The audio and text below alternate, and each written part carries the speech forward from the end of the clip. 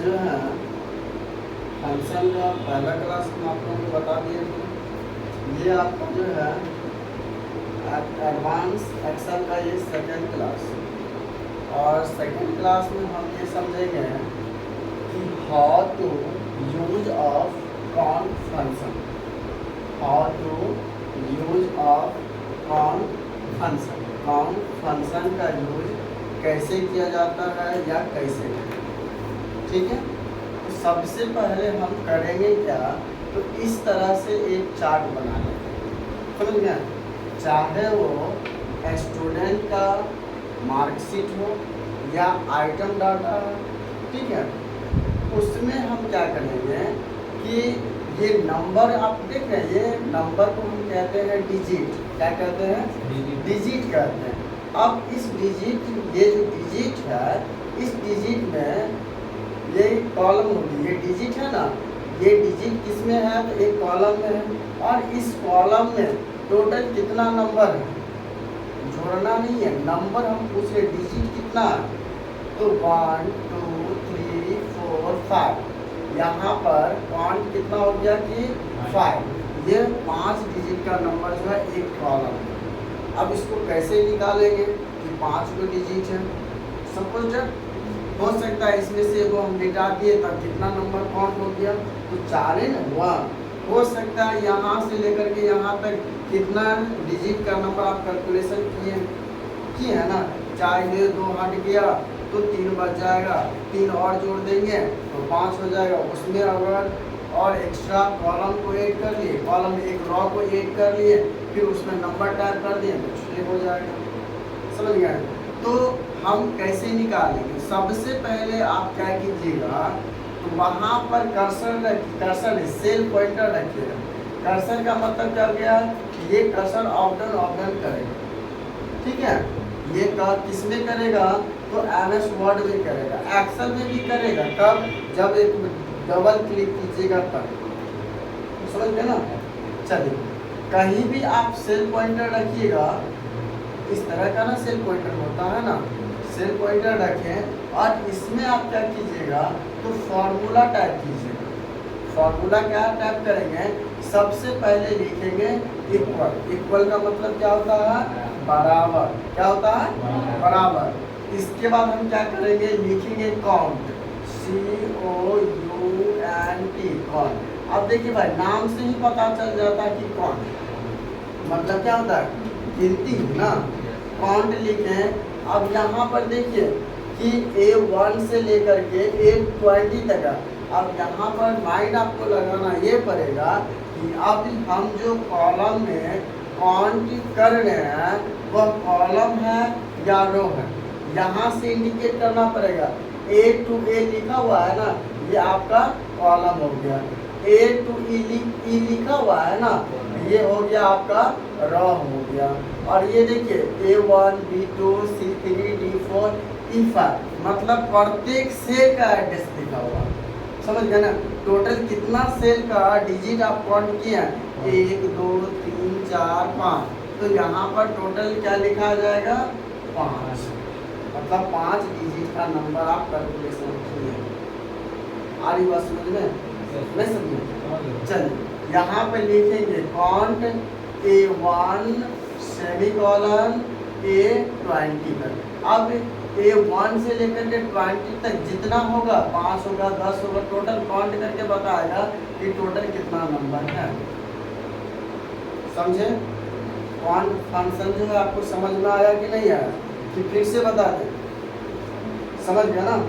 चलिए, अब देखिए नेक्स्ट क्वेश्चन हम चलते हैं, हाउ टू यूज ऑफ पास या फेल ऑप्शन। पास या फेल ऑप्शन, इस ऑप्शन का जो है यूज कैसे करेंगे, इस ऑप्शन का यूज हम कैसे करेंगे।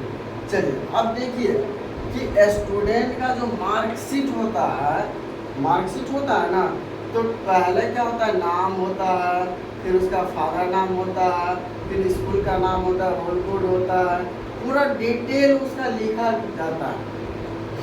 समझ गया ना। उसमें से हमको करना क्या है, तो सबसे पहले हम उसका रोल कोड क्या करेंगे, छांट लेंगे, फिर उसका नाम छांट लेंगे, टोटल कितना मार्क आया है, टोटल कितना मार्क आया वो लिख देंगे और यहाँ पर रिजल्ट शो कर देंगे। अगर उस स्टूडेंट का जो है क्या करते हैं, उस स्टूडेंट का मार्क अगर 35 से हम क्या लिए हैं, 35 ही एक लिए, समझ गए ना। कहीं कहीं पे आपको 60 मिलेगा, कहीं पे 70 मिलेगा, कहीं पे एक रैंक दिया जाएगा, भाई आप जो है 100वां रैंक लाते हैं तो अभी पास होगा, 100 रैंक से 99 है जब ये लाइएगा ना तो वो आपको फेल दिखा, वो यही रैंक बनता है, समझ गया ना। हम एक रैंक जो है 35 का लिए, अगर 35 से कम हुआ, समझ गया ना, तो डायरेक्टली आपका फेल हो जाएगा। 35 से कम, अगर 35 से एबव 35 भी आया तो पास हो जाएगा, ठीक है। अब 35 प्लस है तो ऑटोमेटिक तो पास है ना, है कि नहीं। हम ज़्यादा मार्क का नहीं लिए हैं, हम कितना का टारगेट उठाए हैं, 35 का। आप इसको रैंक बोलिए या टारगेट बोलिए या कितना पे लाएगा तो वो पास होगा या कितना से कम लाएगा तो फेल होगा। ये हमारे माइंड में कैलकुलेशन चलना चाहिए, या जहाँ पे आप काम कीजिएगा आप अपने सीनियर के अनुसार आप काम कर लीजिएगा, समझ गए बात को, कोई दिक्कत तो नहीं है। चलो अब हम इसमें क्या किए हैं, तो एक जो है सुमन नाम का स्टूडेंट है, समझ गए, और वह स्टूडेंट क्या किया, एक ही सब्जेक्ट का एग्जाम दिया, जैसे टेस्ट होता है ना ट्यूशन में, नहीं होता, एक सब्जेक्ट का वो एग्जाम दिया, वह एग्जाम था 100 मार्क का, जिसमें से वो क्या किए तो 40 मार्क ला, ठीक है। जैसे ही 40 मार्क लाया उसने कंडीशन लगा दिया, टीचर बोल दिया आपको कि भाई अगर आप 35 लाइएगा या 35 प्लस तभी पास होइएगा, अगर उससे कम ले आए तो उसमें हम कुछ नहीं कर सकते हैं, डायरेक्टली वहाँ पर आपका रिजल्ट शो कर देगा। ऐसा होता है, ऐसा सुने हैं नहीं सुने, सुने हैं ना, सुनिएगा। तो वहाँ पर क्या होता है कि 35, तो ये बेचारा क्या किया तो 40 ले आया, तो ये क्या हो गया आपका पास हो गया। अब देखिए मोहन नाम का कोई स्टूडेंट है, वो भी कोई एक सब्जेक्ट का एग्जाम दिया, वही सेम टू सेम जो आप दिए हैं, वो क्या किया 100 मार्क है जिसमें से वो 20 मार्क का है। अब बताइए फेल हुआ ना, नहीं हुआ।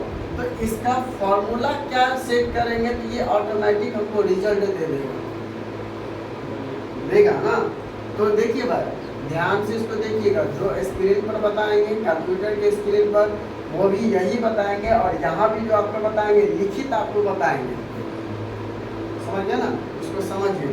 तो सबसे पहले आप क्या कीजिएगा तो सेल पॉइंटर रखिएगा भाई, जहाँ पर आप इसका कैलकुलेशन निकालना चाहते हैं। अब ये नहीं कि हम इसके बगल में रिजल्ट निकालेंगे तो यही ना रखेंगे, निकालना है रिजल्ट यहाँ तो रखेंगे यहाँ, तो ऐसा मत कीजिएगा। निकालने के लिए निकाल सकते हैं वहाँ पे, लेकिन जो जहाँ कंडीशन है वहीं पे हमको क्या करना है, निकालना, ठीक है। तो सबसे पहले आप क्या कीजिएगा सेट पॉइंटर रखिएगा, उसके बाद ये सैंपल डालिएगा, ये सैंपल बोलिएगा मत, स्टार्टिंग जो है इक्वल टू से ही होता है, समझिए ना। एग्जाम में आपसे पूछेगा फॉर्मूला कैलकुलेशन करने के लिए सबसे पहले किस ऑप्शन का यूज किया जाता है या किस कमांड का यूज किया जाता है, तो इक्वल साइन का, समझ गया ना। सबसे पहले हम क्या क्या करेंगे इक्वल, फिर एक लिखेंगे, लिख दिए, फिर यहाँ पर सेल एड्रेस देंगे, किस सेल का, मान चलिए कि ए हो गया ये बी, तो बी दे दिए, ग्रेटर देन इक्वल टू दे दिए, दिए कि नहीं दिए, क्या हुआ ये बी है सर, इक्वल के बाद ये इफ है, इफ पोस्ट डाले हैं B2 मतलब cell address greater than equal to कितना करेंगे यहाँ 35 की जगह पे 40 50 जो भी करना चाहता है कर सकते हैं, कोमा, फिर डबल कोड देंगे यहाँ पे पास या फेल, ठीक है, फिर डबल कोड से बंद करेंगे, फिर कोमा, फिर ये डबल कोड स्टार्ट, फिर फेल, फिर डबल कोड ये, फिर पोस्ट बंद कर देंगे, इंटर बटन दबा देंगे, ऑटोमेटिक आपका रिजल्ट शो करेगा, समझ गए, कोई दिक्कत तो नहीं है। इसका नोट भी लिखा दिए, पढ़ लीजिए। अब यहाँ पे देखिए how to use of trim function हम आपको पहले ही बता चुके हैं, ठीक ना। इसी में एक क्वेश्चन हो जाएगा हाउ टू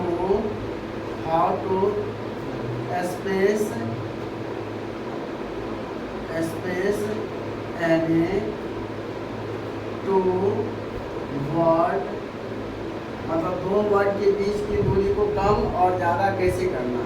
इसी में कम भी आ जाएगा, मतलब कम कैसे करना।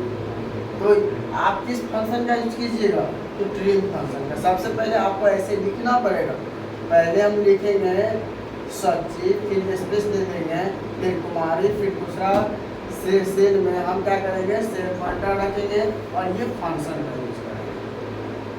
समझ गए, कोई दिक्कत